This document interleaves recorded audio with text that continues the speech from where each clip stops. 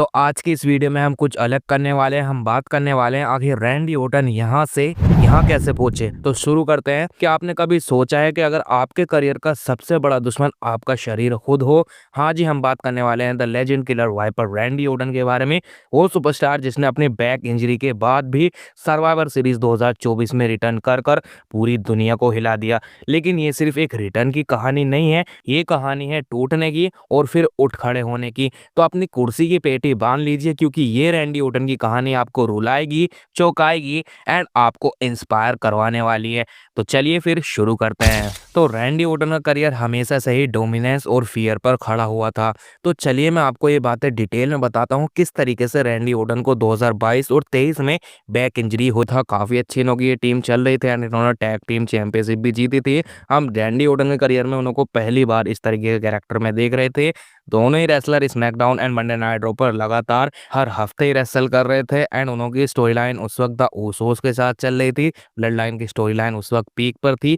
इसी दौरान the Usos versus RK Bro का मैच होता है एंड उस मैच के दौरान रैंडी ऑर्टन को टेबल के ऊपर काफी सारे बम्प्स खाने पड़ते हैं, जिसका डायरेक्ट इम्पैक्ट पड़ता है रैंडी ऑर्टन की स्पाइन पर। रैंडी ऑर्टन की बैक पर काफी ज्यादा इम्पैक्ट पड़ा हुआ ही था। 2020 से भी रेसल कर रहे थे एंड इस मैच के दौरान जो रैंडी ऑर्टन को टेबल पर बम्प्स पड़े, उनकी बैक वो झेल नहीं पाई। डॉक्टर्स ने ये चीज कंफर्म कर दी कि लंबर स्पाइन डिस्क में एक गंभीर चोट आई है, सीरियस इंजरी आई है एंड इसके बाद तो भाई सब हिल ही गए थे। इसके बाद रैंडी ऑर्टन पूरे ही 2022 में रिंग से बाहर रहते हैं। डॉक्टर लोगों को सलाह देते हैं कि अपनी बैक सर्जरी करा लो।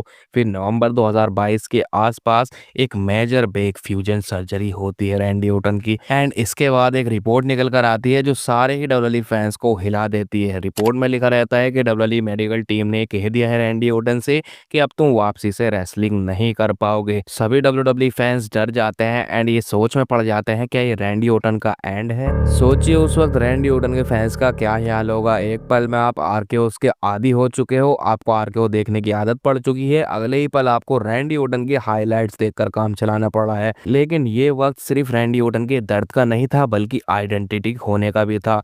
रैंडी ऑर्टन ने हार मानने से सफा इनकार कर दिया। लेकिन फिर सवाल ये निकल कर आता है कि रैंडी ऑर्टन की बॉडी इतनी इंटेंसिटी झेल पाएगी या फिर द वाइपर लेजेंड किलर एक हिस्ट्री बन के रह जाएगा। और इसके बाद तो रैंडी ऑर्टन ने अपने आप को पूरी तरह बदलना शुरू कर दिया। Physical therapy, intense training, diet shift and mental toughness, हर चीज पर उन्होंने मेहनत करी। फैंस को सोशल मीडिया पर रैंडी ऑर्टन के ट्रांसफॉर्मेशन ग्लिम्स मिलने लग गए। सभी यहाँ पर बात करने लग गए कि रैंडी ऑर्टन पहले से ज्यादा खतरनाक लग रहा है। और सच बोलूं तो जिम में रैंडी ऑर्टन का इतना डेडिकेशन देखकर डंबल भी डर गए होंगे कहीं हमें आरकेओ ना पड़ जाए। धीरे धीरे रैंडी ऑर्टन का शरीर पहले से भी ज्यादा स्ट्रांग हो गया एंड बैक इंजरी को हराकर उन्होंने अपने अंदर एक नया वर्जन पैदा किया, वर्जन वाइपर 2.0। वो पल आने वाला था सर्वाइवर सीरीज 2024। लेकिन यहाँ पर एक डाउट था, क्या रैंडी ऑर्टन को फैंस दोबारा से एक्सेप्ट करेंगे? क्या वही पॉप रैंडी ऑर्टन को दोबारा से मिलेगा या फिर नहीं? फिर अरीना की लाइट डिम होती है, क्राउड यहाँ पर काफी ज्यादा बेचैन हो जाता है एंड तभी थीम सॉन्ग प्ले होता है रैंडी ऑर्टन का। क्राउड पूरा फट जाता है, कमाल का रोर रिएक्शन आता है क्राउड की तरफ से। पूरे ही अरीना में आवाज गूंज रही है रैंडी रैंडी रैंडी। फैंस यहाँ पर काफी ज्यादा शॉक्ड हो गए थे एंड सच बताऊं ना, उस वक्त रैंडी ऑर्टन की ट्रांसफॉर्मेशन देखकर मैं काफी ज्यादा शॉक्ड हुआ था।